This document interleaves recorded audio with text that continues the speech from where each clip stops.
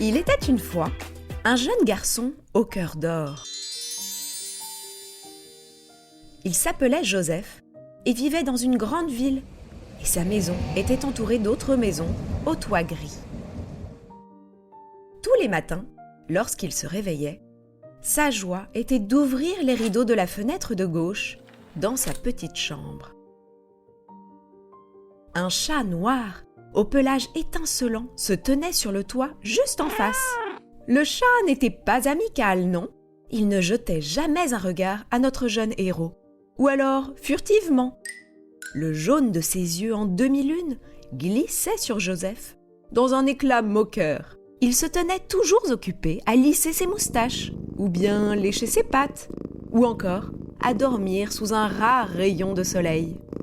Joseph aimait ce chat, bien qu'il ne le lui rende pas si bien. Tous les jours, il gardait au creux de sa main quelques restes de son petit déjeuner. Tantôt un morceau de pain, tantôt un quartier de pomme.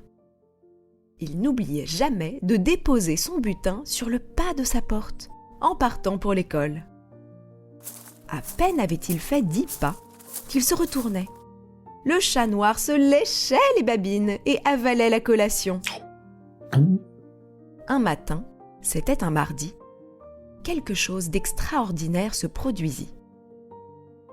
La chaleur de juin pénétrait dans la chambre de Joseph, si bien qu'il ouvrit la fenêtre ainsi que les rideaux. Le chat fixa alors Joseph de ses beaux yeux jaunes et il s'approcha.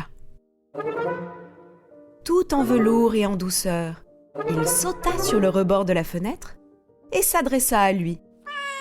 « Joseph, cela fait des mois que je me prélasse sous ta fenêtre, que tu me régales de pains et de fruits. Mais jamais tu ne m'as demandé d'où je venais. Tu n'es pas très curieux. » Joseph en demeura stupéfait. Le chat parlait et lui faisait un reproche. Il ne pouvait rester sans rien dire. « Mais bien sûr que si, chat noir. Qui es-tu? D'où viens-tu » Le chat répondit d'un ton malicieux. « Je m'appelle Mystère. Je suis le chat d'une sorcière, la sorcière de la rue des Dames. Il y a longtemps de cela, elle m'a envoyé trouver le garçon au plus grand cœur qui soit. J'ai longtemps cherché, et il se trouve que c'est toi. Elle m'a dit que viendrait le jour où elle aurait besoin de toi. Je suis venue te dire que ce jour est arrivé. » Alors ça, Joseph n'en croyait pas ses oreilles. Le plus grand cœur qui soit? Besoin de lui? Mais pourquoi?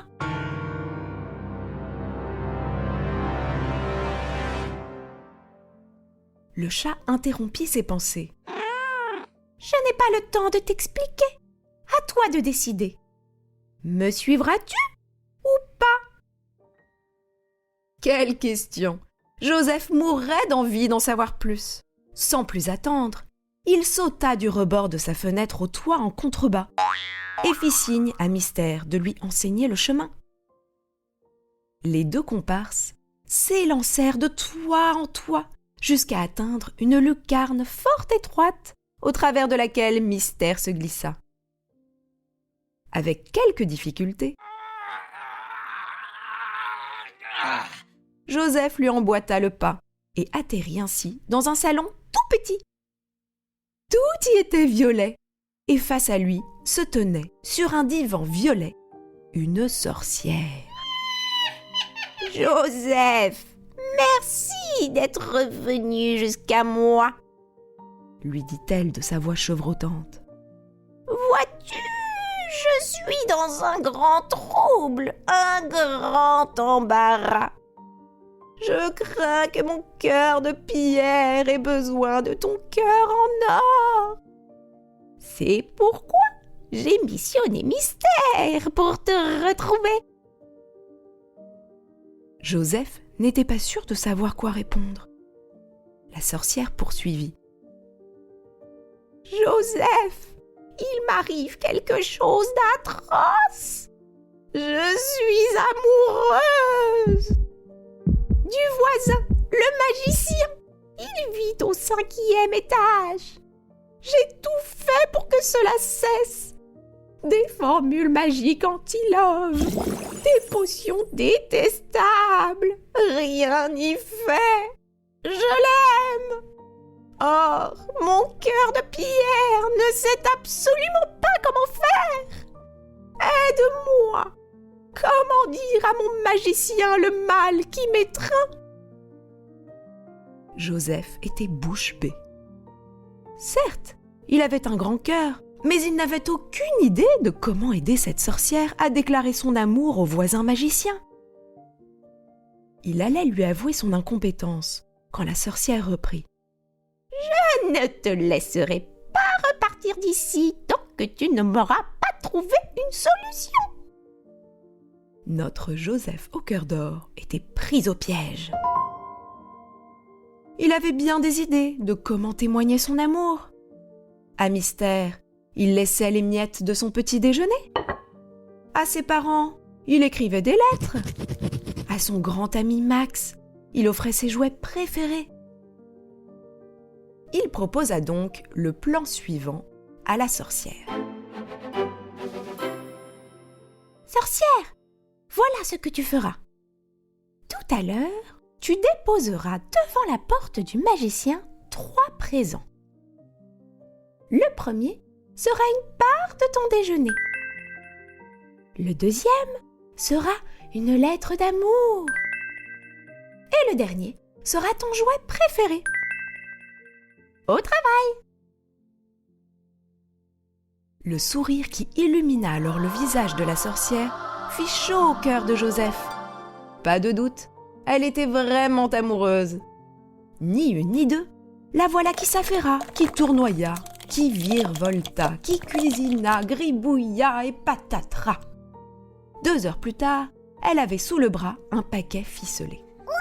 « Mystère !» appela-t-elle. « Va déposer ceci au pied de la porte du magicien. » Mystère s'exécuta et revint aussitôt. « Maintenant, attendons !» lança la sorcière. On attendit. De longues minutes. Puis 1 heure. Puis une autre. Soudain, un coup se fit entendre.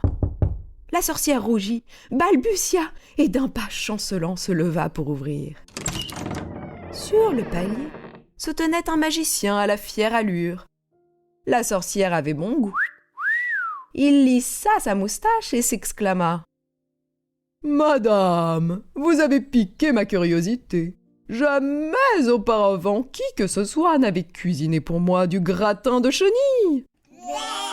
C'est assez mauvais, mais original. On ne m'avait jamais non plus écrit une lettre pareille. Cher ver de terre, si je te vois, je tombe par terre. C'est bizarre, mais amusant. Ce qui m'a le plus plu, c'est que vous m'offriez un balai.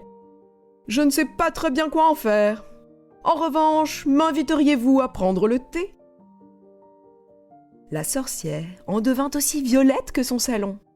« Mais oui, mais bien sûr, entrez !»